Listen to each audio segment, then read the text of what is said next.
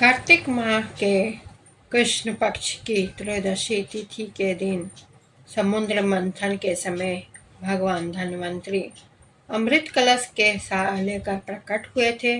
इसलिए इस तिथि को धनतेरस या धन त्रयोदशी के नाम से जाना जाता है। राधे राधे दोस्तों।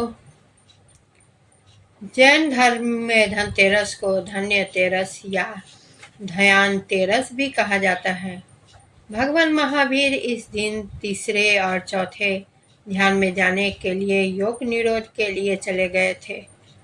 3 दिन के बाद योग निरोध करते हुए दीपावली के दिन निर्वाण का प्राप्त हुए। तभी से ये दिन धन्य तेरस के नाम से प्रसिद्ध हुआ। इस अवसर पर बर्तन खरीदने की परंपरा है। कहीं कहीं लोक मान्यता के अनुसार यह भी कहा जाता है कि इस दिन धन खरीदने से इस 2 से 13 गुना वृद्धि होती है। इस अवसर पर लोग धनिया के बीज खरीद कर भी घर में रखते हैं। दीपावली के बाद इन बीजों को लोग अपने बाग बगीचे या खेतों में छींटते हैं या बोते हैं। धनतेरस के दिन चांदी खरीदने की भी प्रथा है। जिसके संभव हो तो बर्तन भी लोग चांदी के बर्तन भी लोग खरीदते हैं। लोग इस दिन दीपावली की रात लक्ष्मी गणेश की पूजा हेतु मूर्ति खरीदते हैं। धनतेरस के शाम के घर के बाहर मुख्य द्वार पर और आंगन में दीप जलाने की प्रथा भी है। इस दिन घर के बाहर दक्षिण दिशा की ओर दीप जलाकर रखते हैं।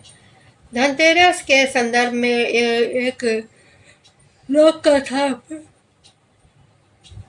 प्रचलित है कि एक बार यमदूत ने यमराज से प्रश्न किया कि अकाल मृत्यु से बचने का कोई उपाय है क्या। इस प्रश्न का उत्तर देते हुए यम देवता ने कहा कि जो प्राणी धनतेरस की संध्या यम के नाम पर दक्षिण दिशा में दिया जलाकर रखता है उसकी अकाल मृत्यु नहीं होती। इस मान्यता के अनुसार धनतेरस की संध्या लोग आंगन में यम देवता के नाम पर दीप जलाकर रखते हैं। इस दिन लोग यम देवता के नाम पर व्रत भी रखते हैं। धन्वंतरी देवताओं के चिकित्सक है। चिकित्सक के देवता इसलिए चिकित्सकों के लिए धनतेरस का दिन बहुत ही महत्वपूर्ण होता है। कहा जाता है कि समुद्र मंथन के समय भगवान धन्वंतरी और माँ लक्ष्मी का जन्म हुआ था। यही कारण है कि धनतेरस को भगवान धन्वंतरी और माँ लक्ष्मी जी की पूजा की जाती है। धनतेरस से दिवाली के 2 दिन पहले मनाया जाता है। धनतेरस के दिन घर में करें ये 10 उपाय और हो जाए मालामाल। कार्तिक मास के कृष्ण पक्ष की त्रयोदशी तिथि धनतेरस का त्योहार मनाया जाता है।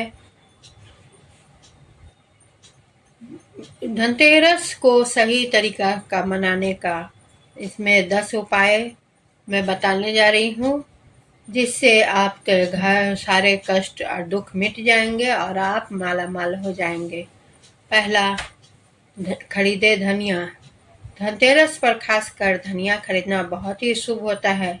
मान्यता है कि ऐसा करने से धन का नुकसान होता ही नहीं। किंवदंती के अनुसार ऐसी मान्यता है कि धनतेरस के दिन माँ लक्ष्मी को धनिया अर्पित करने और भगवान धन्वंतरी के चरणों में धनिया चढ़ाने के बाद उनसे प्रार्थना करने से मेहनत का फल मिलता है और व्यक्ति तरक्की करता है। पूजा के बाद आप धनिया का प्रसाद बनाता है जिससे सब लोगों के बीच वितरित करता है। दूसरा, सभी को पता है दोस्तों, ये बताने की जरूरत नहीं है। जो दूसरा नंबर पे आता है झाड़ू। झाड़ू खरीदना बहुत ही शुभ और घर की लक्ष्मी कहा जाता है झाड़ू को। धनतेरस पर नई झाड़ू खरीदकर उसकी पूजा की जाती है। घर में नई झाड़ू लाने के अलावा आप किसी मंदिर में या किसी सफाई कर्मी को अच्छी वाली झाड़ू खरीदकर दान कर सकते हैं। इससे लक्ष्मी माता आप पर प्रसन्न होंगी।